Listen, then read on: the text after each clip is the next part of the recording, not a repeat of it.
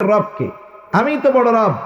এইবার সর্বশেষ তার অবাধ্যতা যখন চূড়ান্ত পর্যায়ে পৌঁছায় গেল, আল্লাহ তাআলা নির্দেশ দিলেন, পয়গম্বর মূসা আপনি বনি ইসরাইলদেরকে নিয়ে মিশর ছেড়ে চলে যান। অনেকগুলো উদ্দেশ্য আল্লাহ তাআলার ছিল, এর মধ্যে গুরুত্বপূর্ণ দুইটা উদ্দেশ্য। একটা হলো আল্লাহ তাআলা চাইলেন বনি ইসরাইলদেরকে এই ফেরাউনের জুলুম থেকে নিষ্কৃতি দিবেন। দুই নাম্বার, ওই যে জেরুজালেম, বনি ইসরাইলের আদি নিবাস যেখানে ছিল, ওই জেরুজালেমের কর্তৃত্ব আল্লাহ তাআলা বনি ইসরাইলদের হাতে তুলে দিবেন। আর ওই সময়টাতে দুনিয়ার সর্বাধুনিক শহর ছিল জেরুজালেম, এবং দুনিয়ার অন্যতম উর্বর জমি ছিল ওই জেরুজালেম। আল্লাহ তাআলার নির্দেশে মূসা আলাইহিস সালাম বনি ইসরাইলদেরকে নিয়ে রাতের বেলায় সাগর পাড়ে চলে আসছেন পার হওয়ার জন্য। ফেরাউনও পিছনে পিছনে আসছে। সকালবেলায় একদল আর একদলকে দেখতেছে। ফেরাউন তো চিন্তা করে আজকে শেষই করে দিব, আর ওরা চিন্তা করতেছে আজকে আর বাঁচার কোনো উপায় নাই। আল্লাহ তাআলা সেই কথা কোরআনুল কারীমের মধ্যে বলেন। আল্লাহ তাআলা বলেন, ফালাম্মা তারা আল জামাআনি ক্বালা আসহাবু মূসা ইন্না লামুদরাকুন। আল্লাহ তাআলা বলেন, যখন একদল অপর দলকে দেখতে পাইল, ক্বালা আসহাবু মূসা ইন্না লামুদরাকুন, মূসা আলাইহিস সালামের সাথীরা বলতেছে মূসা ধরা পড়ে গিয়েছি, মূসা আজকে আর বাঁচার কোনো উপায় নাই, ধরা তো পড়ে গেছি। কারণ সামনে এরা, আরেক দিকে সমুদ্র, হয়তো এদের অস্ত্রের আঘাতে মরতে হবে, নাইলে সমুদ্রে পড়ে মরতে হবে, আজকে আর বাঁচার কোনো উপায় নাই। মূসা আলাইহিস সালাম তো নিজের বুদ্ধিতে আসেন নাই, এই পথে মূসা আলাইহিস সালামকে আসার নির্দেশ যিনি দান করেছেন তিনি কে? আল্লাহ তাআলার কথা অনুযায়ী আসতেন। মূসা আলাইহিস সালাম তাদের এই কথার বিপরীতে জবাব দিচ্ছেন। এরা বলে ইন্না লামুদরাকুন, মূসা ধরা পড়ে গিয়েছি। আর মূসা আলাইহিস সালাম বলেন ক্বালা কাল্লা, কখনোই ধরা পড়ব না। কেন ধরা পড়ব না? এই প্রশ্ন করার আগেই তিনি জবাব দিয়ে কেমন যেন জানায় দেন, ধরা পড়ব না এর কারণ হলো ফেরাউন যত সৈন্য নিয়ে আসুক না কেন, তার সাথে যত সৈন্য সামন্ত থাকুক না কেন, আমাদের সাথে হয়তো অস্ত্র নাই, লোকবল নাই, শক্তি নাই, তবে ধরা পড়ব না এর অন্যতম কারণ হলো ইন্না মাইয়া রব্বি, আমার সাথে আমার রব আছে। আরে রব যদি সাথে থাকে, দুনিয়ার সব যদি বিপক্ষে চলে যায়, কোনো কিছু আসে যায় না। হিজরতের সময় রাসূলুল্লাহ সাল্লাল্লাহু আলাইহি ওয়াসাল্লাম মক্কা থেকে মদিনা হলো উত্তর দিকে, নবীজি কৌশলগত কারণে রওনা দিয়েছেন দক্ষিণ দিকে। দক্ষিণ দিকে 4-4.5 কিলোমিটার পরে সাওর পর্বতে এক গুহার মধ্যে, গর্তের মধ্যে 3 দিন আত্মগোপন করছেন। কাফেররা কতটা জিনিয়াস ছিল, চতুর ছিল, যে ওরা খুঁজতে খুঁজতে ঠিকই দক্ষিণ দিক গর্তের একেবারে কাছে গিয়ে হাজির। আবু বকর সিদ্দিক রাদিয়াল্লাহু তাআলা আনহু বলেন, আমি সকলের গলার আওয়াজ শুনতেছি, তাদের কথাগুলো শুনতেছি, সকলকে চিনতেছি, তারা আমাদেরকে খুঁজতেছে। আবু বকর সিদ্দিক রাদিয়াল্লাহু তাআলা আনহু বলেন, বেশি দূরে যাওয়া লাগবে না, ওরা যদি শুধু ওদের নিজেদের পায়ের দিকে তাকাইতো, আমাকে আর রাসূলুল্লাহ সাল্লাল্লাহু আলাইহি ওয়াসাল্লামকে দেখতে পারতো। এত কাছে। এই সময় আবু বকর সিদ্দিক রাদিয়াল্লাহু তাআলা আনহু প্রচন্ড ভীত, চিন্তিত। মানুষ যখন অসুস্থ থাকে, চিন্তিত থাকে, ভীত থাকে, তার চেহারায় এইটার ছাপ পাওয়া যায় কি যায় না? আর যদি কাছের মানুষ হয়, এটা আরো সহজে বোঝা যায়। রাসূলুল্লাহ সাল্লাল্লাহু আলাইহি ওয়াসাল্লাম বুঝতে পারলেন আবু বকর চিন্তিত, ভীত, কিন্তু আবু বকর নিজের জীবন নিয়ে শঙ্কিত, চিন্তিত, ভীত নয়। কারণ আবু বকর হলো খাঁটি আশেকে রাসূল। আবু বকরকে যদি 100 জীবন দেওয়া হতো, আর 100 জীবন যদি আল্লাহর নবীর জন্য কোরবান করতে বলা হতো, আবু বকর নির্দ্বিধায় নবীর মোহাব্বতে ওই 100 জীবন হাসি মুখে 100 বার কোরবান করে দিত। আর আমাদের পরিস্থিতি বলি কি, আমাদের পরিস্থিতি অন্যদের না, আমাদেরটা কই। আমাদের পরিস্থিতি হইলে আমরা যদি কই নবীর লাইগা জীবন দিবেন, সবাই চার হাত পা উঁচা করে করবো জীবন দিয়া দিব। যদি কই জীবন দেওয়া লাগবে না, নবীর সুন্নতের উপরে চইলেন, তাইলে মনে মনে কইব হুজুর জীবন লাগলে দিমু, তুমি সুন্নতের উপরে চলতে পারো না। আমাদের আশেকে রসুলদের অবস্থায় লই যা। রসুল আকরাম সাল্লাল্লাহু আলাইহি ওয়াসাল্লাম তখন বুঝতে পারলেন আবু বকর চিন্তিত ভীত। আল্লাহ তাআলা দুইজনের মধ্যে কি কথোপকথন হয়েছে দুনিয়ার কেউ শোনেন নাই, কিন্তু আল্লাহ তাআলা শুনছেন। দুইজনের কথাবার্তা কি হইল সেই কথাটাও আল্লাহ তাআলা কোরআনুল কারীমের মধ্যে জানায়া দেন। নবীজি আবু বকরকে বলতেছে, লা তাহজান ইন্নাল্লাহা মা'ানা। ও আবু বকর, ওরা যত কাছে আসুক না কেন তুমি চিন্তা কইরো না, ভয় পাও না। এই গর্তের মধ্যে শুধু তুমি আর আমি দুইজন তা নয়, ইন্নাল্লাহা মা'ানা, আমাদের দুইজনের সাথে যিনি আছেন তিনি কে? মূসা আলাইহিস সালাম বললেন, ইন্না মাইয়া রব্বি, আমার সাথে রব আছে। সায়াহদিন, যিনি পথ দেখায়া এই পর্যন্ত আনছে তিনি বাকি পথটাও এখনই দেখায়া দিবে। আল্লাহ তাআলাও পথ দেখায়া দিলেন।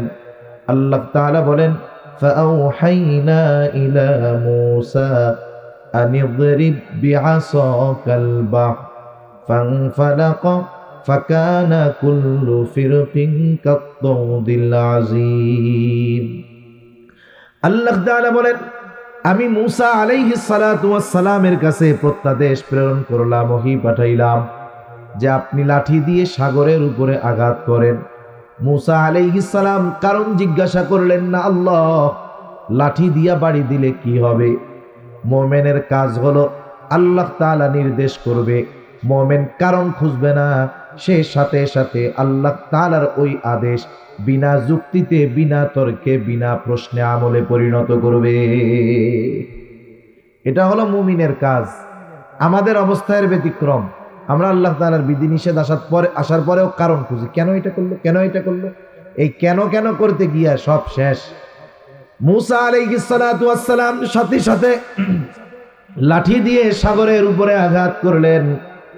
লাঠি দিয়ে সাগরের উপরে আঘাত করার সাথে সাথে ফাংফালাক, সাগরটা ফেটে বিদীর্ণ হয়ে গেল, দুই ভাগে বিভক্ত হয়ে গেল। ফাকানা কুল্লু ফিরকিন কাত-তাউদিল আযীম, দুই ভাগ এবার দুই দিকে সরে পাহাড় সদৃশ্য উঁচু দেয়ালের মতো হয়ে গেছে। পানি উঠা উপরে দেয়ালের মতো হয়ে গেল, মধ্য দিয়ে শুকনা রাস্তা। বনি ইসরাইলের 12 গোত্রের জন্য 12টা শুকনা রাস্তার ব্যবস্থা আল্লাহ করলেন। আল্লাহ তাআলা আরেক জায়গায় বলেন, وجاوزنا ببني إسرائيل البحر فأتبعهم فرعون بجنوده بغيا وعدوا। আল্লাহ তাআলা বলেন, আমি বনি ইসরাইলদেরকে সাগর পার করায় দিলাম। তারা যখন মাঝ রাস্তায় পৌঁছায় গেছে, ফেরাউন রাস্তার কিনারে আইসা উপস্থিত। ফেরাউনও খুব ভালো মতো জানে এই রাস্তা আমার জন্য নিরাপদ না। এরপরেও মানুষ কিছু কিছু সময় অহংকারের কারণে, শত্রুতাবশত এমন কিছু সিদ্ধান্ত সে নিয়ে বসে, যেই সিদ্ধান্ত তার চূড়ান্ত ধ্বংসের অনিবার্য কারণ হয়ে দাঁড়ায়। ফেরাউন শত্রুতাবশত সীমা লঙ্ঘন করে বনি ইসরাইলদের পেছনে অনুসরণ করা শুরু করে দিল। এইবার যখন বনি ইসরাইলেরা অপর পাড়ে উঠে গেছে, রাস্তা যাদের জন্য বানানো হলো তাদের ব্যবহার শেষ, এইবার আর রাস্তার কোনো দরকার নাই।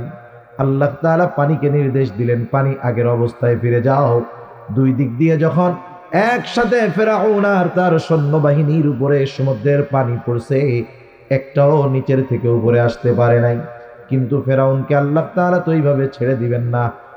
জিবরাইল আলাইহিস সালাম এক টান দিয়া সমুদ্রের তল থেকে উপরে নিয়ে আসছে। এবার হাবুডুবু চুবনি চলতেছে। ফেরাউন বুঝতে পারছে এখন আমার খোদাইগিরি শেষ।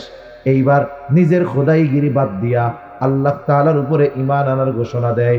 আল্লাহ তাআলা বলেন, হাত্তা ইদা আদরাকাহুল গরকু ক্বালা আমানতু আন্নাহু লা ইলাহা ইল্লাল্লাযী আমানাত বিহি বানু ইসরাঈল ওয়া আনা মিনাল মুসলিমিন।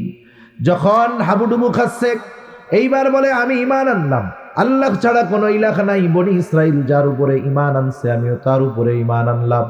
কিন্তু ফেরাউনের এই ঈমান আনার ঘোষণা দেওয়ার পরেও আল্লাহ তাআলা ফেরাউনের ঈমানকে কবুল করেন নাই। কারণ কি? কারণ হলো আল্লাহ তাআলা যখন কোন সম্প্রদায়ের উপরে গজব দেন, আযাব দেন, ওই গজব আযাব আসার আগে যদি তারা ঈমান আনে ওই ঈমান কবুল করা হয়। কিন্তু গজব যখন চলে আসে, তার উপরে যখন আযাব গজব পতিত হয়, তখন যদি ঈমান আনার ঘোষণা 100 বারও দেয় ওই ঈমান আল্লাহ তাআলা কবুল করেন না। যেমন ইউনূস আলাইহিস সালামের সম্প্রদায় যখন ঈমান আনে না, দিন যায় তাদের অবাধ্যতা বাড়তেছে, আল্লাহ তাআলা ইউনূস আলাইহিস সালামকে জানাই দিলেন 3 দিন পরে ওদের উপরে গজব আসবে। ইউনূস আলাইহিস সালামও বললেন যে তোমাদের এই সীমালঙ্ঘনতার কারণে আল্লাহ তাআলা 3 দিন পরে তোমাদের উপরে গজব দিবে, 3 দিন টাইম তোমাদের। এমনিই তো অবাধ্য, যখন গজবের কথা বলছে অবাধ্যতা আরো বাড়ছে। এই 2 দিন খুব জ্বালাইছে ইউনূস আলাইহিস সালামকে। ইউনূস আলাইহিস সালাম যখন দেখলেন গজবের খবর দেওয়ার পরে এদের অবাধ্যতা আরো বাড়ছে, তাইলে এগুলার আর পরিবর্তনের কোনো সম্ভাবনা নাই। উনি অতীতের বিষয়গুলোকে খেয়াল করে, কারণ আল্লাহ তাআলা যখন কোথাও গজব দেন ওই এলাকার ইমানদার এবং নবীদেরকে আগে নিরাপদে সরান, এরপরে আল্লাহ গজব দেন। উনিও চিন্তা করছে আমার ব্যাপারেও তো এই একই হুকুম আসবে, তাহলে আমি আগের থেকেই চলে যাই। উনি এই বিষয়টাকে চিন্তা করে উনি এলাকা থেকে চলে গেছেন আল্লাহ তাআলার পক্ষ থেকে নির্দেশ আসার পূর্বে। এখন পরের দিন সকালবেলায় ইউনূস আলাইহিস সালামের সম্প্রদায় ইউনূস আলাইহিস সালামের বাড়িতে গেছে, আজকে তো গজব আসবে, হ্যাঁ, একটু টিটকারি মিটকারি করার জন্য। কিন্তু যায় দেখে বাড়ির দরজা টরজা বন্ধ, কেউ নাই। তারা চিন্তা করতেছে এতকাল ইউনূসকে আমরা কষ্ট দিলাম, ইউনূস কখনো আমাদেরকে ছেড়ে যায় নাই, আজকে কোথায় গেল? কয়েকজনকে পাঠাইছে, যাও আশেপাশে একটু খোঁজ খবর নিয়ে দেখা আসো কোথাও আছে নাকি। আশেপাশে সব জায়গা থেকে খোঁজ খবর নিয়ে আসার পরে জানাইলো না না, ইউনূস আলাইহিস সালামের কোনো খবর নাই, পাওয়া যায় না, কোথাও তার খবর নাই। এইবার ওদের অন্তরের মধ্যে ভীতি সঞ্চার হলো। ওরা চিন্তা করতেছে সত্যই তাইলে গজব আসবে, ইউনূস তো মিথ্যা বলে নাই, সত্যই বলছে গজব আসবে। এইবার সকলে তাওবা করলো, ঈমান আনলো, আল্লাহ তাআলার কাছে ক্ষমা চাইলো। গজব আসার আগে ঈমান আনার কারণে আল্লাহ তাআলা তাদের ঈমান কবুল করলেন, তাদেরকে ক্ষমা করলেন এবং আসন্ন গজব তাদের উপর থেকে আল্লাহ উঠায় নিয়ে গেলেন। তাহলে ইউনূস আলাইহিস সালামের সম্প্রদায়ের ঈমান কবুল হয়েছে কেন? কারণ তারা গজব আসার আগে ঈমান আনার ঘোষণা দিছে। ফেরাউনের ঈমান কবুল করা হলো না কেন? যখন গজবের মধ্যে পড়ছে তখন ঈমান আনার ঘোষণা দিছে। এই জন্য ফেরাউনের ঈমান আল্লাহ কবুল করেন নাই। এই যে হাবুডুবু খাইয়া সলিল সমাধি ঘটে গেল তার লোহিত সাগরে, অপর পারে দাঁড়াইয়া বনি ইসরাইল দেখছে কেমন কইরা মূসা আলাইহিস সালামের একটু আগের কথাগুলো বাস্তবে পরিণত হইল। মূসা আলাইহিস সালাম বলছে ধরা কখনোই পড়ব না, যেহেতু মইরাই গেছে ধরা পড়বো কেমনে আর। এরপরে বলছে আল্লাহ রাস্তা দেখায়া দিবে, আল্লাহ রাস্তাও দেখায়া দিছে। এখন বলেন তো এই রকম দৃশ্য যারা সচক্ষে অবলোকন করেছে, দেখেছে, এই মানুষগুলোর আল্লাহ এবং তার রাসূলের উপরে সর্বোচ্চ আনুগত্যশীল হওয়ার দরকার ছিল কি ছিল না? কিন্তু আফসোস এদের মধ্যে অধিকাংশ ছিল অকৃতজ্ঞ, সর্বোচ্চ পর্যায়ের অকৃতজ্ঞ। ফেরাউন মরছে, এখন খোলা মাঠে বলে মূসা আমরা মিশরেই ভালো ছিলাম। কেন? ওইখানে তো আমাদের কমপক্ষে বাড়ি ঘর দরজা ছিল আর কি, এখানে তো থাকার কিছু নাই, ছাদ নাই, রোদে কষ্ট হবে, বৃষ্টিতে কষ্ট হবে। আল্লাহ তাআলা আকাশের মেঘমালাকে তাদের জন্য ছাদ বানায়া দিল। সুবহানাল্লাহ। আবার বলে মূসা এত মানুষ না খাইয়া মরবো, মিশরেই ভালো ছিলাম। বলেন তো যেই আল্লাহ ফেরাউনের থেকে ওই অবস্থা থেকে সমুদ্রের মধ্যে রাস্তা বানায়া পার করার ব্যবস্থা করে দিতে পারে, ওই আল্লাহ না খাওয়াইয়া মারবে, এটা তো শয়তানেও বিশ্বাস করবে না। কিন্তু সমস্যা হইল অকৃতজ্ঞতা। আল্লাহ তাআলা তাদের জন্য আসমানি খাবারের ব্যবস্থা করলেন। তাহলে প্রথম বড় উদ্দেশ্যটা হাসিল হয়ে গেল। এইবার দ্বিতীয় উদ্দেশ্য হলো জেরুজালেমের কর্তৃত্ব তাদের হাতে ফিরাইয়া দেওয়া হবে। জেরুজালেম ওই সময় দুনিয়ার সবচাইতে আধুনিক এবং উর্বর জমিন ছিল। পুরাতন শহরের মধ্যে অন্যতম শহর হলো ওই জেরুজালেম। জেরুজালেম সবচেয়ে পুরাতন শহরগুলোর মধ্যে অন্যতম। এই জেরুজালেম বাইতুল মুকাদ্দাস কত বাদশা যে ভাঙছে, আবার আল্লাহ এটারে জাগায় তুলছে। ওই জেরুজালেমে তখন শাসন করত আমালিকা গোত্র। এরা খুব শক্তিশালী ছিল, কারণ দামি জিনিস যদি সহজে পাওয়া যায় মানুষ এটার কদর করে কম, আর যেই জিনিসটা মানুষ পরিশ্রম করে অর্জন করে ওইটা এমনিই কদর করে পরিশ্রমের কারণে। আল্লাহ তাআলা ওদেরকে দিবেন, তবে চাইলেন যে একটু কষ্ট কইরা জিনিসটা অর্জন করুক। তা মূসা আলাইহিস সালাতু ওয়াস সালাম 12 গোত্র থেকে 12 জনকে পাঠায়া দিলেন, যাও তোমরা একটু জেরুজালেমের খবরাখবর নিয়ে আসো। 12 জন জেরুজালেম শহরের ভেতরে কেবল ঢুকছে। আপনারা যদি কেউ বর্তমান আধুনিক জেরুজালেম দেখে থাকেন, ওল্ড সিটি আর নিউ সিটি বলে, দেখবেন যেটা ওল্ড সিটি এটার চতুর্দিক দিয়ে দেওয়াল দেওয়া আছে। বাইতুল মুকাদ্দাস বলতে শুধুমাত্র মসজিদটা উদ্দেশ্য নয়, ওই গোটা দেওয়ালের ভিতরে যে এরিয়াটা এটা পুরোটাই বাইতুল মুকাদ্দাস। এখন ওরা যখন শহরের মধ্যে ঢুকছে, আমালিকা গোত্রের একজন ওনাদেরকে দেইখা চিনে ফেলছে যে এরা আমাদের লোক না, বহিরাগত লোক। আমাদের এলাকায় বা আপনাদের এলাকায় নাইজেরিয়ার থেকে যদি কেউ আসে, আপনারা চিনবেন না যে এটা আমাদের এলাকার লোক না। চায়না থেকে যদি কেউ আসে, চিনবেন না, এমনিই চিনবেন। এখন ওরা বুঝতে পারছে এটা আমাদের লোক না। ওই একজন এত শক্তি, একাই 12 জনকে বেঁধে বাদশার কাছে নিয়ে গেছে। বাদশাহ এবার পরামর্শ চায় কি করা যায় এদেরকে। কয়েকজন পরামর্শ দিয়েছে, বাদশাহ এক কাজ করেন, এদের আপনি ছেড়ে দেন। ছেড়ে দিলে লাভ কি হবে? বলে এদের যদি আমাদের দেশ আক্রমণ করার ইচ্ছা থাকে, এরা গিয়ে আমাদের এই শক্তির কথা ওদের গোত্রের কাছে বলবে, ওরা স্বপ্নেও আমাদের এই দেশ আক্রমণ করতে চাইবে না। বাদশা চিন্তা করলো, বুদ্ধি তো সুন্দর।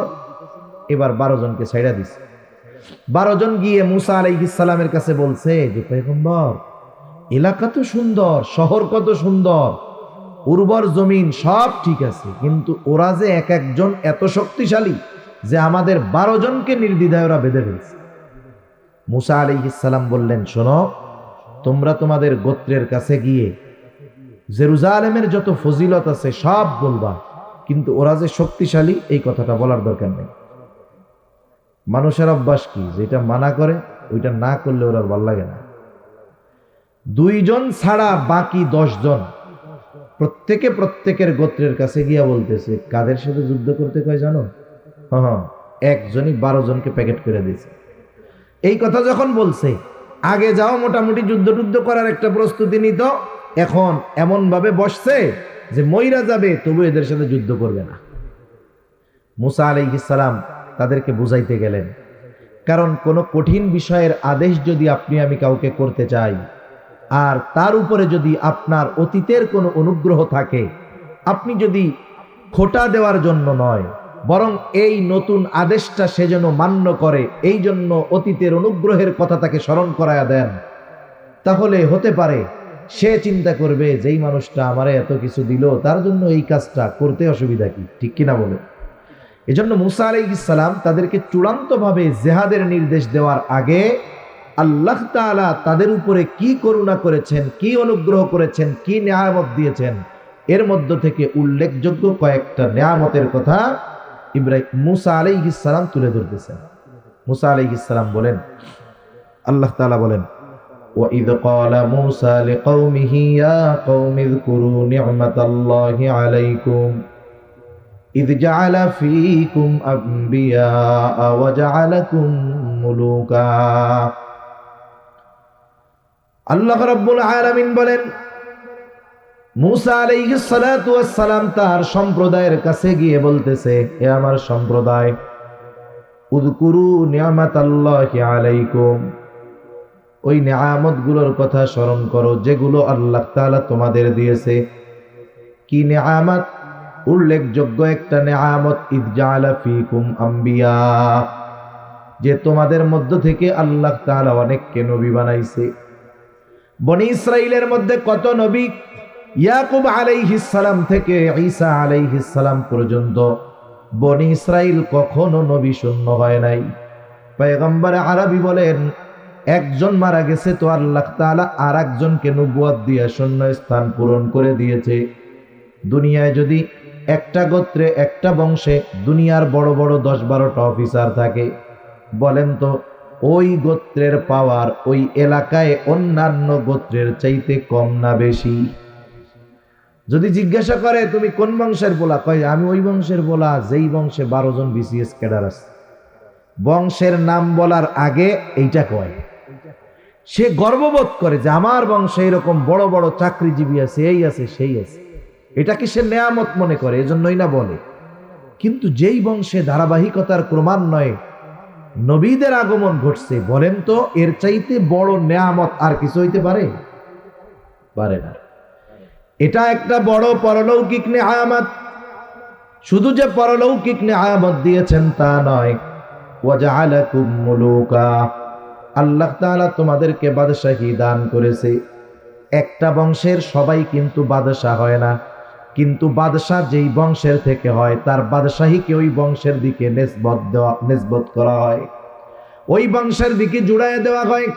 যেমন সব আব্বাসী খলিফা ছিল না, কিন্তু আব্বাসীদের মধ্য থেকে একজন খলিফা হওয়ার কারণে বলা হইতো আব্বাসী খলিফা।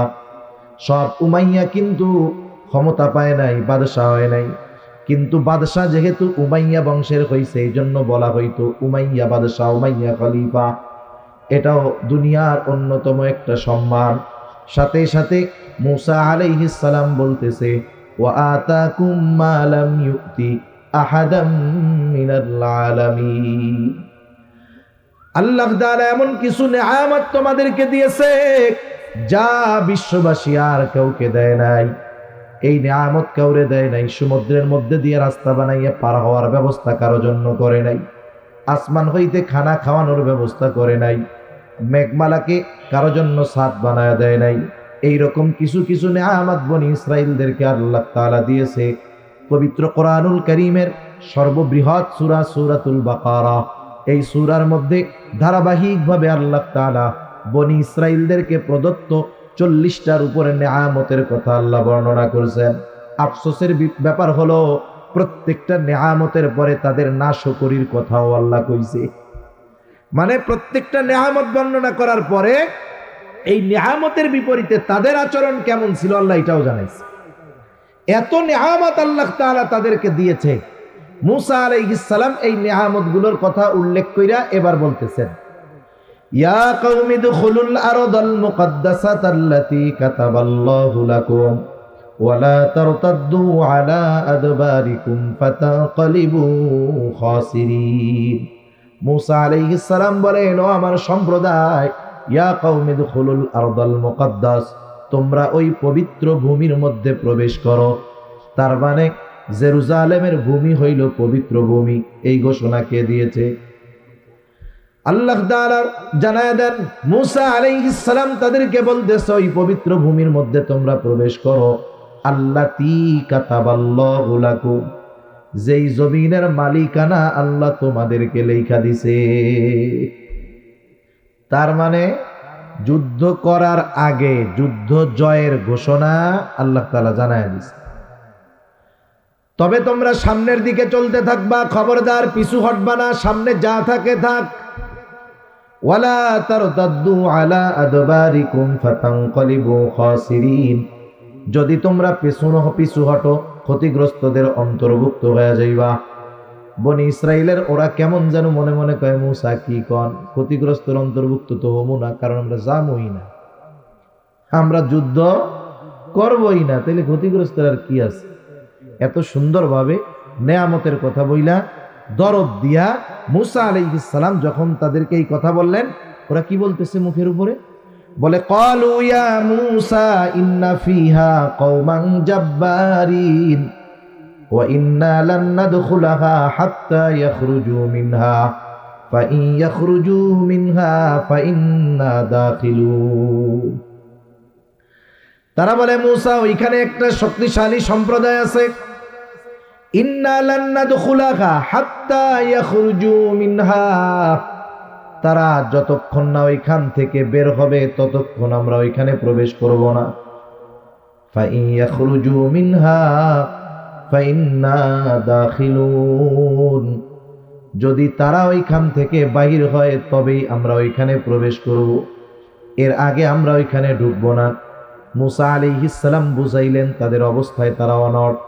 এইবার ওই যে দুই ব্যক্তি যারা মুসা আলাইহিস সালামের কথা মেনে আমালিকা গোত্রের বিষয়টা তাদের কওমের থেকে গোপন রাখছিল, এই দুইজনের একজনের নাম হইল ইউশা ইবনে নুন, আর একজনের নাম হলো কালেব ইবনে ইউফানা। এই দুই আল্লাহর বান্দা তাদেরকে বোঝানো শুরু করলো।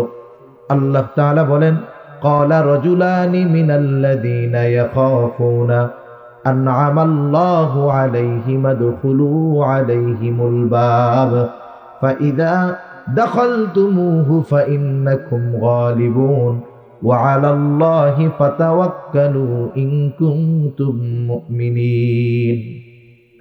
আল্লাহ তাআলার অনুগ্রহপ্রাপ্ত এই দুই ব্যক্তি তাদেরকে বলতেছে, তোমরা শুধু শহরের নিকট দরজা দিয়ে ঢুকো, তোমরা শুধু শহরে ঢুকবা। ফাইদা দাখালতুমুহু ফাইন্নাকুম গালিবুন, তোমরা ঢুকবা আর তোমাদের বিজয়ী বানায় দিবেন কে? আর একটু জোরে কোন কে? কিন্তু বড় দুর্ভাগ্য তাদের, কেমন কপাল পোড়া চিন্তা করে দেখেন। তারা বলে না, আমরা ঢুকবো না। ওরা বলে ওয়া আলাল্লাহি ফাতাওয়াক্কালু ইন কুনতুম মুমিনিন। ওই দুই আল্লাহর বান্দা বলতেছে, তোমরা যদি মুমিন হও তাহলে আল্লাহর উপরে ভরসা কইরা ঢুইকা পড়ো, ঢুকলেই তোমরা বিজয়ী হবা। বিষয়টা হইল, দেখবেন অনেক সময় ছোট মানুষ মা খুব আদর কইরা বলে আব্বা খাবার খাও, খাও, খায় না। একটু পরে বাবা আইসা বুঝায় যে আব্বা খাও, খাও। দেখবেন মা বুঝিয়ে যখন সন্তানকে খাওয়াইতে পারে না, বাবা যখন বুঝাইতে আসে সন্তান আগের চাইতে আরো বাঁকা বেশি হয়। মনে মনে কয়, আমার মা বুঝাইয়া খাওয়াইতে পারলো না, আব্বা আপনি বুঝাইয়া খাওয়াই বলবেন? এত সহজ? বনি ইসরাইলদের অবস্থা হইল এরকম। আরে এমন নবী যে আল্লাহর সাথে কথা বলে, ওই নবী আমাদের বুঝাইয়া পারলো না, আর তোমরা দুইজন আমাকে বুঝাইয়া পারলো? এত সহজ? এইবার তাদের জবাব আরো কঠোর এবং জঘন্য। তারা এবার বলতেছে, ক্বালু ইয়া মূসা ইন্না লান নাদখুলাহা আবাদাম মা দামু ফিহা। ও মূসা, আপনি শুনে নেন, আমরা কখনোই ওইখানে প্রবেশ করব না। ওইখানে তারা যতক্ষণ অবস্থান করবে আমরা কখনোই প্রবেশ করব না। এখন যদি যুদ্ধ করতে হয় তাও আমরা করতে পারবো না। যদি যুদ্ধই করতে হয়, আপনি আর আপনার রব গিয়ে জিহাদ করেন। তারা বলতেছে, ফাযহাব আনতা ওয়া রাব্বুকা ফাকাতিলা ইন্না হাহুনা কাঈদুন। বনি ইসরাইলেরা এবার বলতেছে যে আপনি আর আপনার রব গিয়ে জিহাদ করেন, আমরা এখানে বসলাম। এখান থেকে আমরা কি পাইলাম? এক নম্বরে পাইলাম যে এরা সর্বোচ্চ পর্যায়ের অকৃতজ্ঞ ছিল, সবাই না, অধিকাংশ। দুই নাম্বার, এরা সর্বোচ্চ পর্যায়ের অবাধ্য ছিল, অবাধ্য। আর যখন জবাব দিছে যে যুদ্ধ আমরা তো করতে পারবো না, আপনি আর আপনার রব গিয়ে জিহাদ করেন, এর দ্বারা সর্বোচ্চ পর্যায়ের সীমা লঙ্ঘন করছে। আসেন একটা উদাহরণ দিলে বুঝতে সহজ হবে। একজনের বাবা তাকে আদেশ করছে যে তুমি এই কাজটা করো, কথার কথা বলছে তুমি এই জিনিসটা পরিষ্কার করো। এখন ওই সন্তান যদি বাবার এই আদেশ অমান্য করে তাহলে সে অবাধ্য হবে, ঠিক কিনা বলেন? মানে নেই। কিন্তু উল্টা যদি বলে আমি পারবো না, আপনি করেন, তাহলে সে সীমা লঙ্ঘনকারী হবে। ওদের অবস্থা হলো ওইরকম, নিজেরা করে নাই, এখন নাই, আবার বলতেছে আপনি আর আপনার রব গিয়ে যুদ্ধ করেন, আমরা বসলাম, আমরা যুদ্ধ করতে পারবো না। অধিকাংশ মুফাসসিরিনে কেরাম এই জায়গায় সাহাবা একরামের বিষয়টা আনছেন বদরের যুদ্ধের। এখানে যুদ্ধ জয়ের সংবাদ দেওয়ার পরেও এরা যুদ্ধ করতে রাজি হয় নাই। আর বদরের যুদ্ধের প্রেক্ষাপট ছিল সম্পূর্ণ ভিন্ন।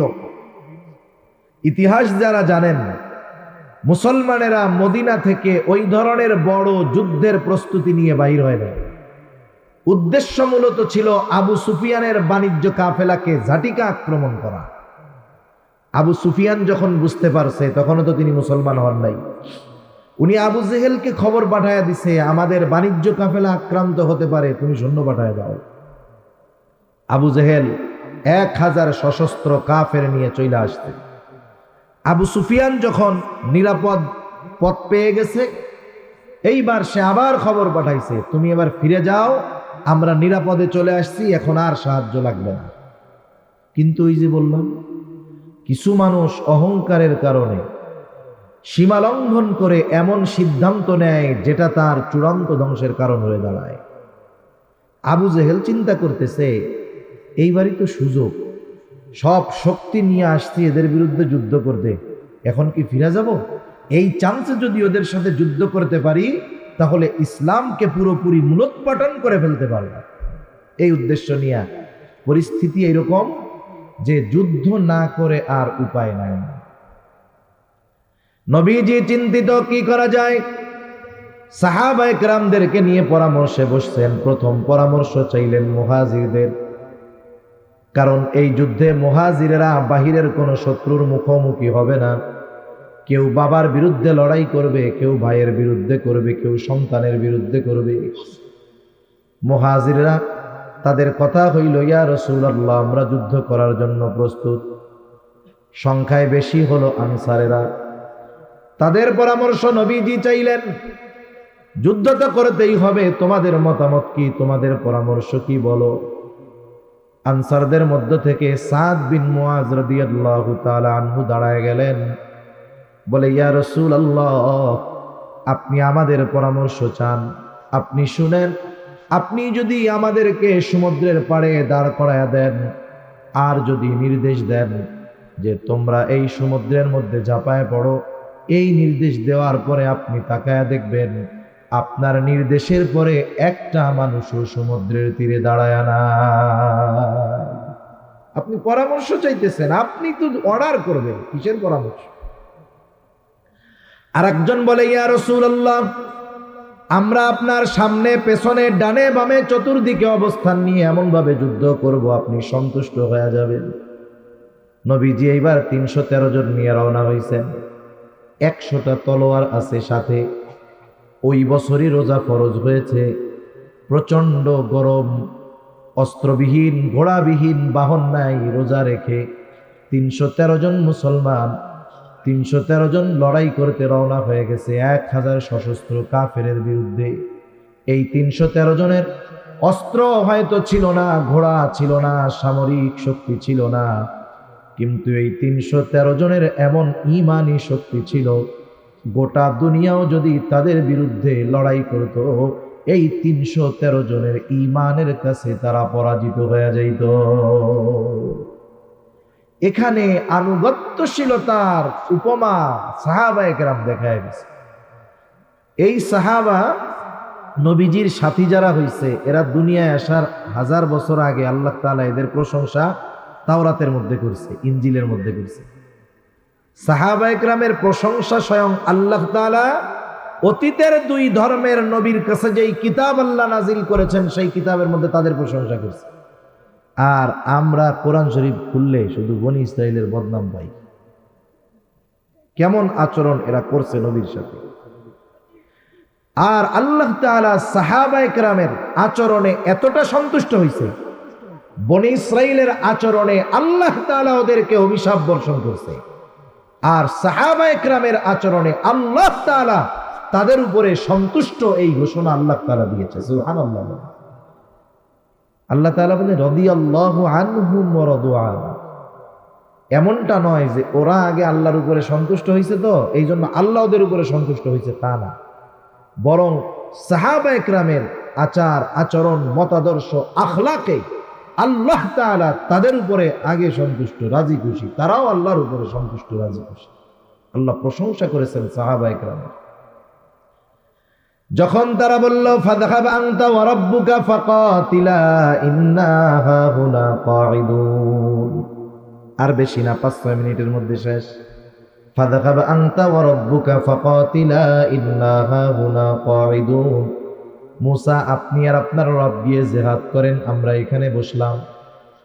বনি ইসরাইলীদের এই আচরণে মুসা আলাইহিস সালাম কতটা কষ্ট পেয়েছেন এর পরের কথার দ্বারাই এটা বোঝা যায়।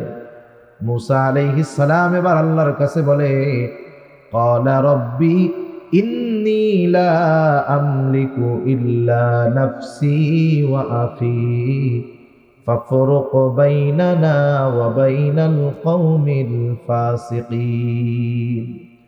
মুসা আলাইহিস সালাম বলতেছে, ও রব, ইন্নী লা আমলিকু ইল্লা নাফসি ওয়া আখি, আমার নিজের উপরে আর আমার ভাইয়ের উপরে ছাড়া আর কারো উপরে নিয়ন্ত্রণ নাই।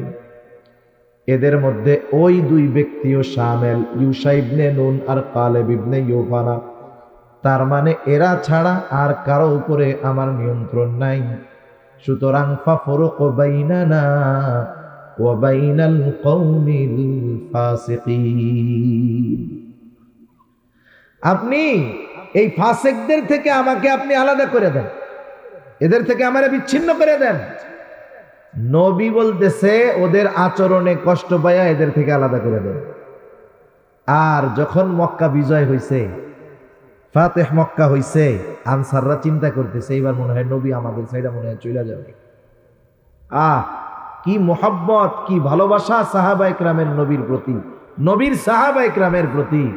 এই যে আনসারেরা ইসলামের জন্য এত সহযোগিতা করছে, নবীজি তাদের উপরে এত সন্তুষ্ট, যেই কাবা ছেড়ে যখন হিজরতে নবীজি যাচ্ছেন কত কষ্ট বেদনা যন্ত্রণা অন্তরে নিয়ে গেছেন। আর সাহাবা ইকরাম আনসারদের আচরণে নবীজি জানাইলেন, তোমরা কান্নাকাটি করো না, আমি তোমাদের কাছেই ফিরে আসবো, তোমাদের কাছেই থাকবো। আর মুসা আলাইহিস সালাম বলতেছে, আল্লাহ এদের থেকে আপনি আমারে আলাদা করে দেন, এদের থেকে আমাকে আপনি পৃথক করে দেন। তাহলে এদের আচরণে মুসা আলাইহিস সালাম কতটা কষ্ট পেয়েছে। এখন এদের এই আচরণের কারণে দুইটা জিনিস। প্রথমত আল্লাহ তাআলা মুসা আলাইহিস সালামকে সান্ত্বনা দিয়েছেন। পরের আয়াতের লাস্টে বলেন, ফালা তাসা আলাল কওমিল ফাসিকিন, আপনি এদের এই আচরণে কষ্ট পাইয়েন না। শুনে নেন, এদেরকে একটু সাময়িক শাস্তি আমি দিয়ে দিব। কি? ক্বালা ফাইন্নাহা মুহাররামাতুন আলাইহিম 40 সানা ইয়াতিহুনা ফিল আরদ। আল্লাহ তাআলা বলেন, আমি তাদের জন্য এই জমিনকে 40 বছর নিষিদ্ধ করে দিলাম। ওই সময় তারা অবস্থান করতেছিল তিহ প্রান্তরে। এই ঘটনার পরে প্রতিদিন সকালবেলা ওরা উঠে মিশরের উদ্দেশ্যে রওনা দিত। একেবারে সকাল হইলে মিশরের দিকে হাঁটা শুরু করত। সন্ধ্যা পর্যন্ত একাধারে পথ চলার পর সন্ধ্যার সময় তাকায় দেখত সকালে যেখান থেকে হাঁটা শুরু করছে সন্ধ্যার সময় আবার ঠিক সেই জায়গায় এসে উপস্থিত। এক ময়দানে 40 বছর আল্লাহ ওদেরকে সারাদিন শুধু হাঁটাইছে। যেই জিনিসটা শুধুমাত্র শহরে প্রবেশ করলে পেয়ে যাইত, ওই জিনিসটা পাইতে তাদের 40 বছর বিলম্ব হয়ে গেছে। এর মধ্যে মুসা হারুন আলাইহিস সালাম দুনিয়া থেকে চলে গেছেন। আল্লাহ তাআলা ইউশা ইবনে নুনকে নবুয়াতি দিয়ে ওই সময়ের মানুষেরা ওনার নেতৃত্বে আমালিকা গোত্রের বিরুদ্ধে জিহাদ করেছে। আল্লাহ তাআলা পুনরায় বনি ইসরাইলদেরকে জেরুজালেমের কর্তৃত্ব ফিরায় দিয়েছে। এরপরে দীর্ঘকাল তারা ওইখানে থাকছে, ঢুকছে বেরোইছে, একবার তাড়ায় দেওয়া হয়েছে আর একবার ঢুকছে, এভাবে চলছে, যাওয়া আসার উপরে থাকছে। সর্বশেষ খ্রিস্টীয় প্রথম শতাব্দীতে চূড়ান্তভাবে ওদেরকে জেরুজালেম থেকে বের করে দেওয়া হয়েছে। খ্রিস্টানেরা বের করে দিচ্ছে প্রথম শতাব্দীতে, আর ঢুকতে পারে না। এই যে আমরা ইতিহাস জানি যে বনি ইসরাইলের আদি নিবাস জেরুজালেম, ইহুদিরাও কিন্তু জানে। এই বিগত 2000 বছর এরা শুধু ওইখানে পুনরায় বসতি স্থাপনের প্রচেষ্টা করেছে, কিন্তু তারা সফল হতে পারে নাই। সর্বশেষ দ্বিতীয় বিশ্বযুদ্ধের পরে ব্রিটিশ এবং আমেরিকানদের সহযোগিতায় আর মুসলমান নামধারী শাসক গাদ্দারদের মুনাফিকির কারণে ওরা পুনরায় ওই ফিলিস্তিনে বসতি স্থাপন করেছে। এক ফিলিস্তিনে বসতি স্থাপন করে গোটা আরব বিশ্ব ওরা আগুন দিয়ে জ্বালায় দিতেছে। মধ্যপ্রাচ্যের বিস্ফোরা তারা দিতেছে, গোটা দুনিয়ার শান্তি ওরা নষ্ট করে ফেলতেছে।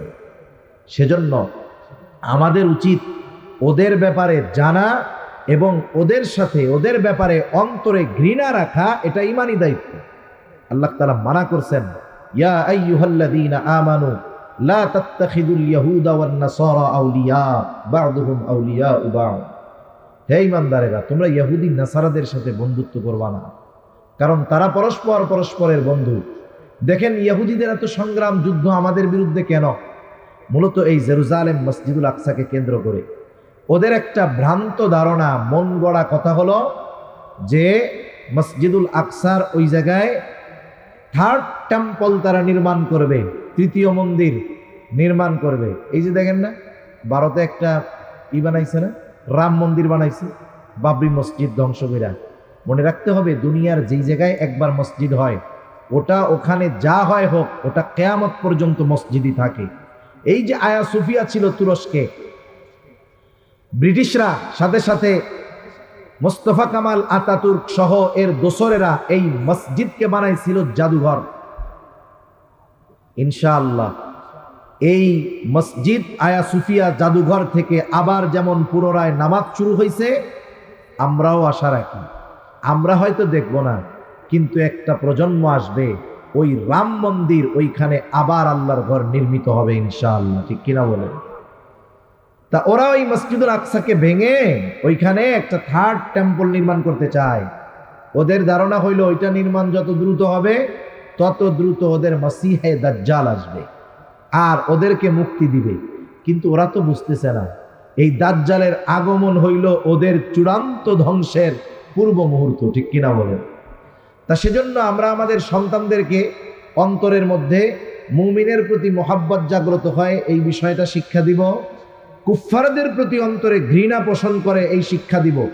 স্বাভাবিক লেনদেন, মুআশারাত, মুআমালাত সেটা ভিন্ন কথা, কিন্তু বাস্তবিক অন্তরঙ্গ বন্ধু কখনো কাফের মুশরিকেরা মুসলমানদের অন্তরঙ্গ বন্ধু হতে পারে না।